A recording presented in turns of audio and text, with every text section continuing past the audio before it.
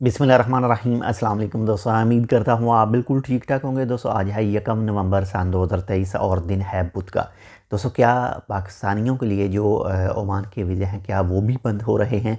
इसके हवाले से जो है वो थोड़ी सी तफसील है जो मुख्तलिफ़ किस्म के जो ट्वीट किए गए हैं वो आपके साथ में शेयर करूँगा। पहले आपको क्लियर करता चलूँ कि कल यानी 31 अक्टूबर सन 2023 और दिन मंगल से रॉयल ओमान पुलिस की तरफ से कहा गया था कि बांग्लादेशी एक्सपेक्ट के लिए तमाम टाइप के तमाम इकसाम के जो वीज़े हैं वो बंद कर दिए गए हैं और ये नेक्स्ट नोटिस तक रहेंगे।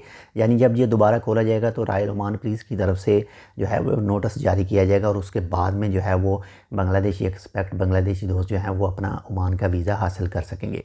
और साथ में ये भी कहा गया था कि बांग्लादेशियों के अलावा दूसरे जितने भी नेशनल हैं, दूसरी जितनी भी कौमें हैं, अगर वो ओमान के अंदर विज़िट वीज़ा पर या फिर जो टूरिस्ट वीज़ा पर आती हैं तो आज से पहले जो सिस्टम था वो जो भी विज़िट वीज़ा पर आता है, टूरिस्ट वीज़ा पर आता है तो ओमान के अंदर रहकर ही बिना ओमान से आउट हुए वो अपना जो वीज़ा है वो एम्प्लॉयमेंट वीज़ा में चेंज कर सकता था, यानी वर्क वीज़ा में कन्वर्ट कर सकता था। और कल से वो भी बंद कर दिया गया है कि अब से यानी जो कोई भी ओमान के अंदर विज़िट वीज़ा पर आता है या फिर टूरिस्ट वीज़ा पर आता है किसी भी नेशनल का, बांग्लादेशियों के अलावा, बांग्लादेशी तो वैसे भी उनके लिए तमाम के जो वीज़े हैं वो बंद कर दिए गए हैं, तो उनको लाजमी जो है जितना भी उनका टाइम पीरियड है, अगर 3 महीने का विज़िट वीज़ा है या फिर 1 महीने का विज़िट वीज़ा है, एक्सप्रेस वीज़ा है, जो भी वीज़ा है तो उनको अपना वो वीज़ा कंप्लीट करना है। कंप्लीट करने के बाद में उनको ओमान से आउट होना है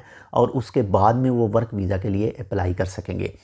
और रही पाकिस्तानियों की बात, पाकिस्तान के लिए वीज़ों की, तो जो पोस्ट की गई थी रॉयल ओमान के ऑफिशियल ट्विटर अकाउंट के ऊपर, तो वहाँ पर जो रीट्वीट किए गए थे यानी ट्वीट किए गए थे और उन ट्वीट्स में जो हैं 2 से 3 जो ऐसे ट्वीट हैं जो मेरी नज़रों से गुजरे हैं और उनमें कहा गया था कि पाकिस्तानियों के लिए भी जो वीज़े हैं वो भी बंद किए जाएँ, बैन किए जाएँ।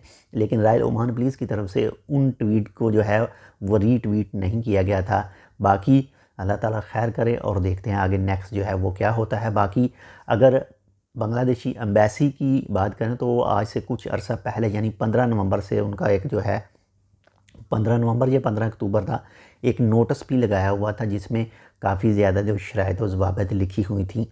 मे भी हो सकता है कि ये रीज़न हो बांग्लादेशियों के वीज़े बंद करने का, बाकी हो सकता है कुछ दूसरा रीज़न हो, लेकिन अभी तक जो है वो रीज़न वाज़ेह तौर पर नहीं किया गया कि क्यों बंद किए गए, किस लिए बंद किए गए। बाकी अगर इसके हवाले से कोई मज़ीद अपडेट आएगी तो इंशाल्लाह वो भी जो हैं वो आपके साथ शेयर करेंगे। बाकी जो चीज़ें देखने में आती हैं, जो नज़र आती हैं, वो काफ़ी ज़्यादा आपने देखा होगा, मबेला बीपी पर देखा होगा आपने, सीम में देखा होगा, रूई में देखा होगा, मुख्तलिफ़ जगह पर आपने देखा होगा। या फिर सलाला की बात करें, मस्जिद अरवास के पास में देखें तो बंगाली जो हैं वो काफ़ी ज़्यादा बड़ी तादाद में मार्केट सब्ज़ी वगैरह, फ्रूट वगैरह सेल करते हैं।